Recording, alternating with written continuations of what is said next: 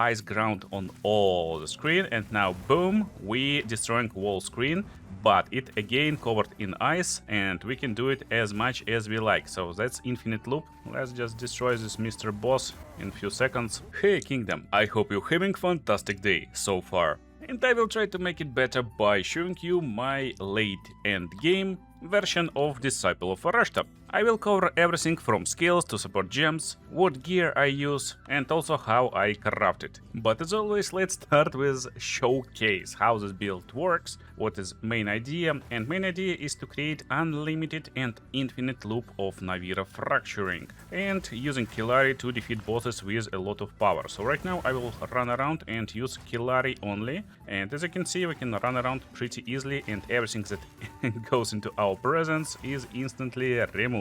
We are playing on monster level 80 area, so destroying everything this build can destroy, like whatever you need, delirious maps and stuff like that, because again that's like not our main power.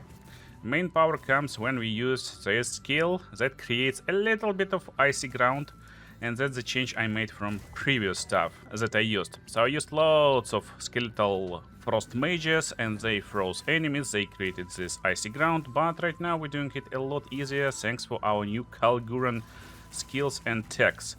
Basically just one click creates ice ground on all the screen, and now boom, we destroying whole screen, but it again covered in ice, and we can do it as much as we like. So that's infinite loop. It always creates loads of icy ground, everyone is slowed and everyone is being destroyed. And that's yeah, that's the gameplay loop. It's very satisfying against breach monsters, very satisfying against abyss guys. It looks fantastic, works fantastic. You just run around, collect a little bit of loot, and everyone is being destroyed. Maybe you're curious like how this build can perform against bosses. So let's find a boss and I will show you. We can create ice ground, spam a little bit of Kelari, use Navira if needed. We're playing with a high, how it called, monster effectiveness, so he is pretty tanky, and we are also pretty tanky, but just by spamming a little bit of Kelari he can be removed pretty fast, and that's basically it. So if you enjoyed what you just saw, let me explain how it works. First of all, Navira, that's our screen clearing tool. From Navira we will use only Navira fracturing skill, and whenever you use it, it's a command skill which commands Navira to fracture all nearby areas of chilled ground. But it only fractures the ground that got enemies standing on them, so if you're not fracturing it, well, there's no enemies. It deals very high spell damage, and also it got really high freezing potential, so freeze is really big. And that's how we scale it. I use master that will increase damage for each different type of reviving minion we have summoned. And that's why this build basically have loads of reviving minions all over the place. And that's not even increase, it's 7% more damage for each different minion, and it also uses Djinns as different minions. So even if you're not kinda summoning them, you're still getting benefits from Kelari, and that's increasing damage really good. Then we get Beating 3. To increase cooldown recovery rate, we want to use the skill as much as possible. And also, main magic comes from here. Frost Nexus will create chilled ground every time you freeze an enemy with this skill. So we freeze enemies all the time with the amount of damage we inflict, and it creates more froze chilled ground and will be encroached, because it will increase area of this icy ground every second up to 100% more area of effect, so whole map will be covered with ice. And last skill is minion mastery right now, but you can use Raketa Flow if you got it for even more ice damage. So that's Navira fracturing. Now the main question, how we get icy ground first, because to start using this infinite loop you need to create icy ground, and that's what we will use. Thanks for our new and very cool and funny Kalguran skills, powered by Verisium, but as you can see it's level 7, so I got it straight from the campaign runic monsters, but you can buy it, probably it will cost something, because lower level will give you lower cost.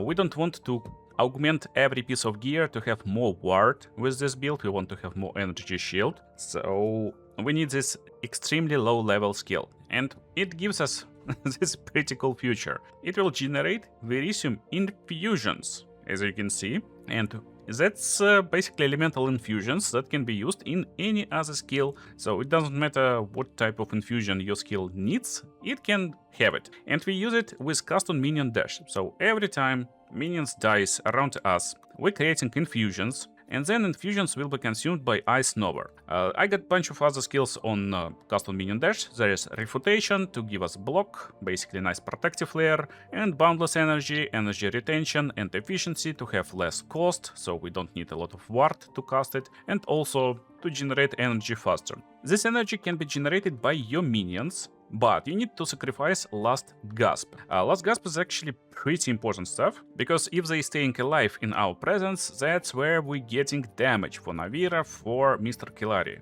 But if they got Last Gasp, they won't ever be dead. And here's the solution. We can use Wolf Pack instead, and Wolf Pack with minion instability and Infernal Legion will make them kinda explosive grenades. They will run all over the screen, they will explode, they will deal a bit of damage, but most importantly they will die, and this will fuel custom minion dash. At the same time, I got Ramira Requital to take damage from this wolf lives if I got hit, so that's nice, like little protective layer, and Amanamo Teeth to get abyssal modifiers every now and then. So that's kinda the cool stuff. And now when minions are dead, we get our infusion and can cast Icy Nova to create ground. So Ice Nova, when cold infused, will create chilled ground. That's the mechanic, pretty easy and straightforward and simple. Also encroaching ground to create more area of effect of this ground. Astral projection,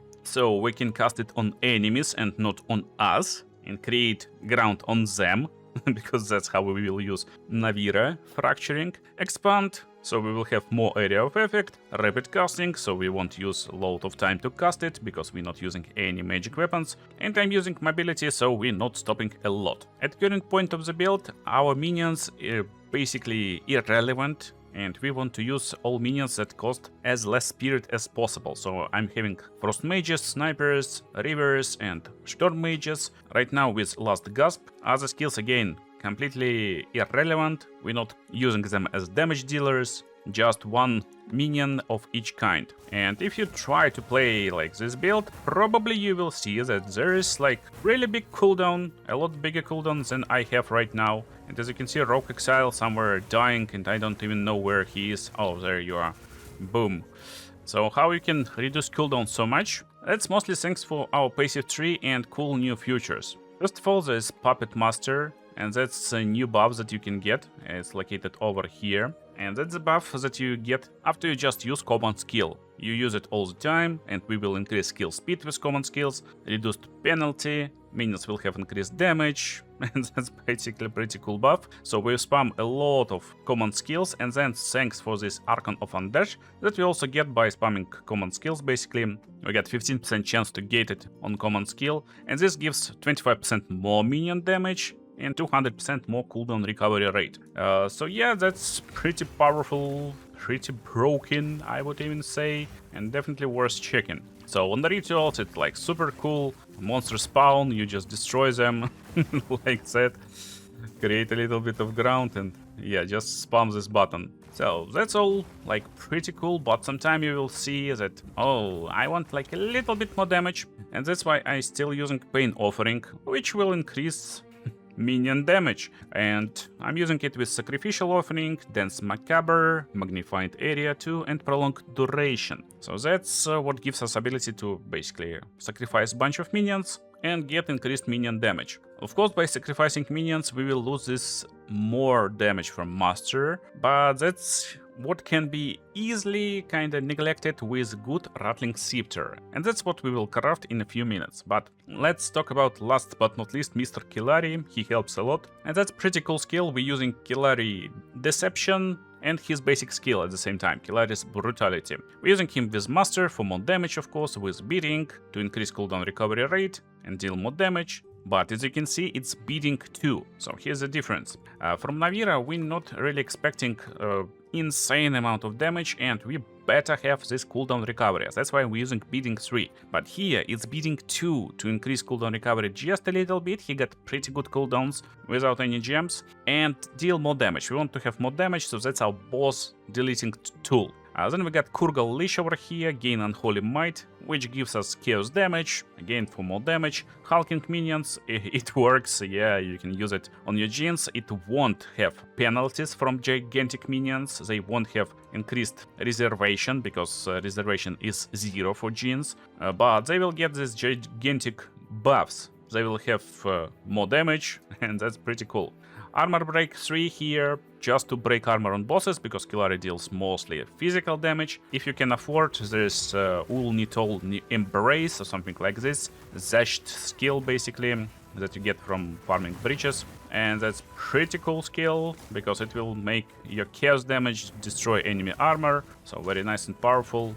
But I'm showing you kinda like cheaper version, so a lot more people can actually copy it from the planners that I put on Mobalytics. Link in the pinned comment, by the way. But yeah, there is ways how you can make it a little bit better and a little bit stronger. And that's our all kinda most important skills to deal damage and even like survive a little bit, because whenever you destroy enemies, of course it's easier to survive when they are dead, but also at the same time, when they are slowed by chilled ground, it's a lot easier to avoid damage. You can just run around and they can't hit you, as you can see. So our defensive layer is not only our gear that I will talk about also in a second, but also one more skill. Blasphemy. Yeah, I decided to sacrifice this 7% more damage for minions, and I removed one of the minions from my list, but I'm using Blasphemy, and that's basically aura that creates area around you, and in this area you apply curses. Every curse will have a reservation limit, so we need pretty high spirit, and my current SCEPTER does not have a lot of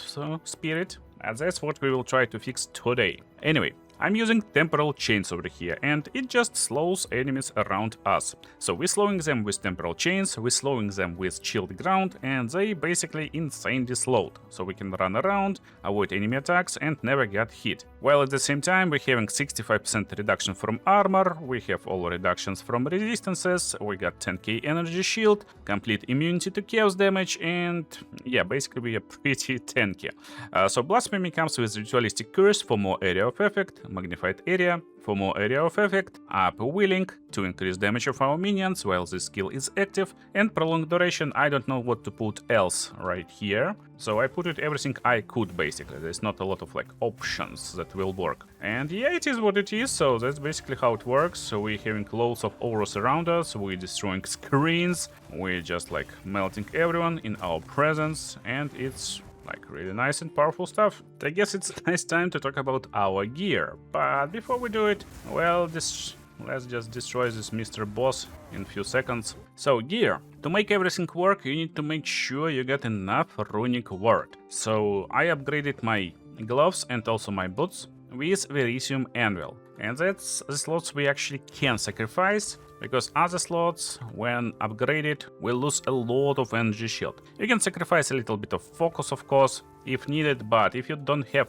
enough word, you won't be able to use this tech. So I got 66 word right now, and as you can see, while it's recharging, basically we're not getting infusions, so we need a little bit of time. Our most important skills is our Djinns, of course, to inflict damage, and they are minions and common skills at the same time. That's how we can scale them. So we're looking for level 2 all minion skills on all our gear pieces that is available, and that will include our SCEPTER, our helmet, and our amulet. That's like our important first parts. Also, you can get +2 level to all minion skills on your focus, and at the same time you can get it on your belt. On focus, it's desecrated modifier, and you can't affect modifiers on armor, so you just desecrate suffix with desecration currency, and you hope to get this level to all minion skills. I created myself, but at the current point it costs around 10 divines. So what about belts? You want to farm breach a little bit, and that's how you approach it. Basically, there will be belt womp, where you put womp gifts for the belt, and that's the setup. You're going to the left, with burst items always have minion modifier. To increase our chances to roll good minion modifiers, we will always have 2 minion modifiers. And because +2 level of all minion skills is item level 64, and it's suffix modifier, that's the last note we want to have. Minion suffix modifiers will have minimum modifier level of 50. So that's the setup. You create bunch of belts and you hope for something good. Belts with +2 level to minion skills will go around like 100 divines, probably even more right now. They are really rare and I don't have it right now. But what I have is insanely cool belt that increasing my armor, increasing my maximum energy shield, increasing my armor even more, and also it will improve immobilization build-up of our minions, so we freeze and stun faster, and also increase damage with common skills. So how to craft this belt also will be covered in a few seconds, but that's basically the belt we are looking for. Now, what else we're looking for on SCEPTERs is increased damage of our allies, and adding damage to our allies also is nice. Increasing presence area is also cool, because it ties with our passive tree, but that's basically what we're looking here. So again, for our focus, we're looking just for some resistances and energy shield, that's it. On our amulet, we want to have spirit and level to all minion skills. You can craft it to like +4, +6 minion skills pretty easily. It will cost you a little bit, but how I crafted exactly this amulet, it was cheap and fast. Basically, I got fractured spirit, and if you're using not solar amulets with fractured +50 spirit, you can buy them for like few divines right now. It's super cheap. And then basically I rolled with chaos orbs until plus level to all minion skills. Then I added exalted orb with omen, so it target prefix, because prefix is already locked, and removed this exalted orb with perfect essence of enhancement. So this essence will give us global armor evasion and energy shield, exactly what we need. And then I added desecrated modifier. So with minion skills we're looking for energy shield from body armor, and that's why I added Kurgal modifier in prefix. So after revealing it, we're getting this increased energy shield from equipped body armor, and that's basically it. Slamming greater exalt, perfect exalt, whatever you want on bottom part, and that's the amulet. Now boots, you see I'm using Bones of Ulur. It's removing spirit cost from my undead minions, but we don't have a lot of undead minions right now, so technically you can switch Bones of Ulur if you got a lot of spirit to use everything we need. If you don't, then again Bones of Ulur with nice efficiency will work. And also we can create nice boots with like +15 spirit if we want to craft it, so it's craftable, but I don't need it right now. I'm still using Ever-Grasping Ring, pretty cheap and nice way to give our minions damage as extra chaos damage. It's pretty old, we can buy 25% already, I guess, pretty cheaply. Yeah, 24% can be easily achieved for 2 exalted orbs. We can improve quality with breach catalysts. It will be Chayula catalysts, so they will increase this damage. Defensive modifiers from breach on amulet also will help our survival. And for rings, also we can create minion ring with increased minion damage, attack and casting speed, and also it can be done in Monastery of Keepers. So that's why breach is really great content for us. So for rings, that's the setup I'm using for perfect rings. If you're looking for chance for Puppet Master, but you can sacrifice Puppet Master chance to have 10% chance for a breach ring. Items will have 2 minion modifiers. Damage modifier should be at least minimum level of 60, and basically that's how you can create bunch of cool minion rings with a lot of minion increased damage and stuff like that. And we slowly moved into crafting, as you can see. So that's basically how you craft belt, like I have. First of all, you create it with a breach, so you got preferred modifiers. For me, it's command skill and immobilization build up, so that's our like top priority for basic belt. Of course, level of all minion skills is premium, but we don't have it right now, so this belt will also be nice. It comes with resistance, with other stuff, and we basically exalt orb on this belt until you hit like full modifiers. Now with full modifiers your belt is ready, so I showed how to create this belt with a breach, but what to do next? Next is our pretty funny stuff. We're using Essence of Insanity, it's insanely cheap, and you can use it on belt and it will remove one of the suffix modifiers. So in this case we're looking to remove increase charm charges gained. So you create bunch of belts, you look for the best one, and then you use this essence and hope you remove worst modifier. If we're lucky, this belt will be premium and really good. If we don't, well, we'll try once again. So this removed immobilization build up. It's not premium belt no more basically, so we can kind of forfeit this belt. It doesn't matter too much what happens with it next. But if you succeed and you keep your immobilization build up and you keep your command skills, that's where you use Val Orb. And this essence on corruption will give this belt 2 modifiers instead of 1 or like no modifiers, so it's guaranteed 2 modifiers. Boom! And it kinda keeps your belt good and nice, but corrupted modifiers are really cool. So this one got intelligence and cold resistance, it's nice and pretty cool belt, but on my I got increased armor and maximum energy shield, so that's why my energy shield is 10k. Basically just a belt alone gives us around like 500 energy shield. That's pretty cool. And again, super easy and fast to craft. On gloves, just look for maximum energy shield as much as possible, and resistances that suit your character. So we want to max out resistances over here. And now let's talk about SCEPTER, how we will approach it, and what's our main goal. Main goal on SCEPTER is to get 2 sockets. So 2 sockets on SCEPTER will be just premium, and that's what we want.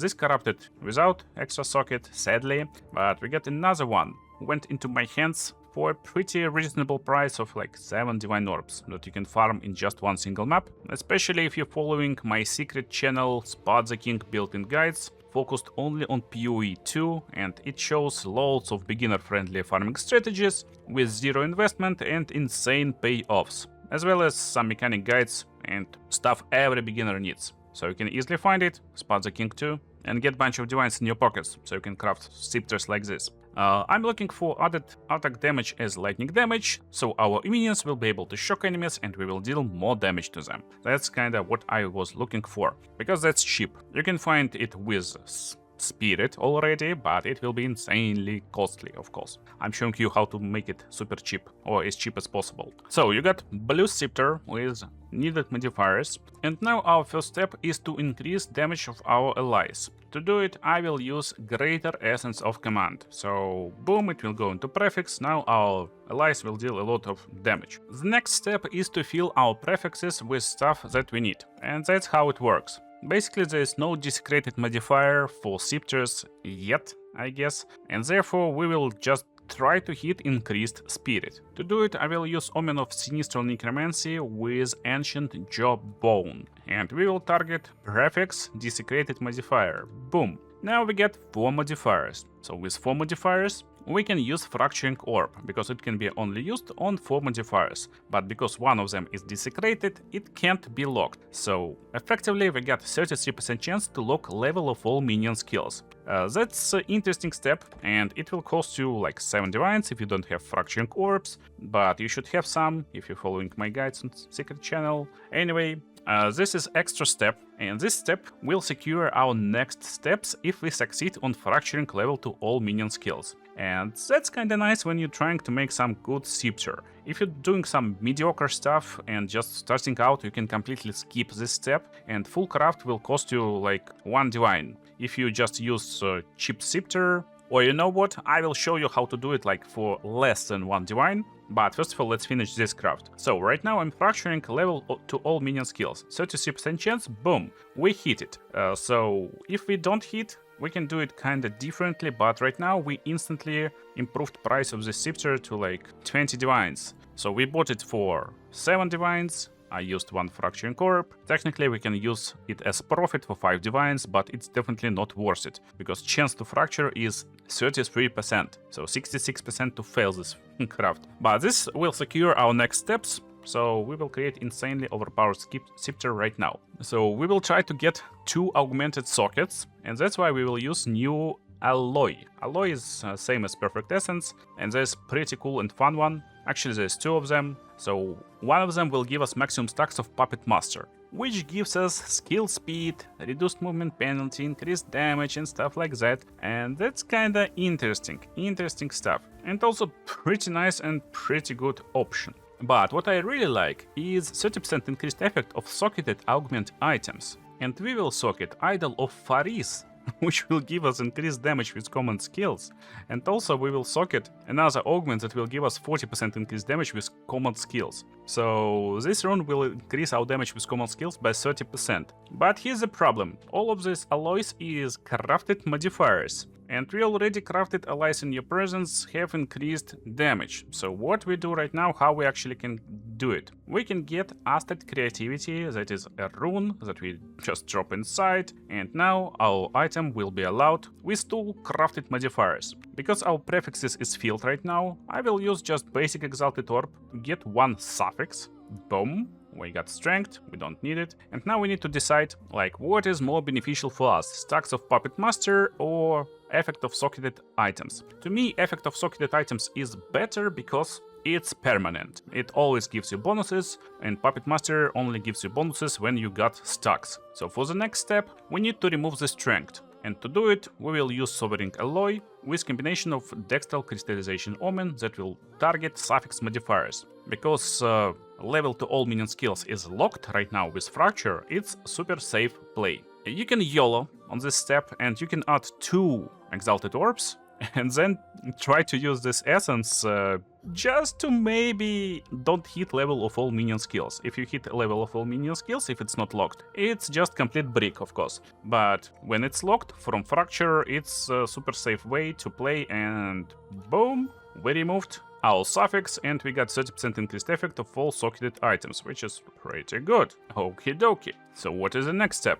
It will be actually up to you what you want to hit over here, but in most cases we're looking for increased critical hit chance, and that's complete random. If you want really high rolls here, you can use Perfect Exalted Orb. If you don't care, you can use like Greater Exalted Orb, but this Scepter looks nice, let's use Perfect and maybe let's hope to hit something good. And we hit increased attack speed. That's also fine. And let's go for our last but most important step. Reveal of modifier. Actually, it's almost last step. By revealing modifier, we will get 3 options, but to improve options, we will use Omen of Abyssal Echoes. So we can reroll it once. And that's basically what we're doing right now. We're trying to hit some good and nice big spirit bonus. Not this time, however. Let's reroll it.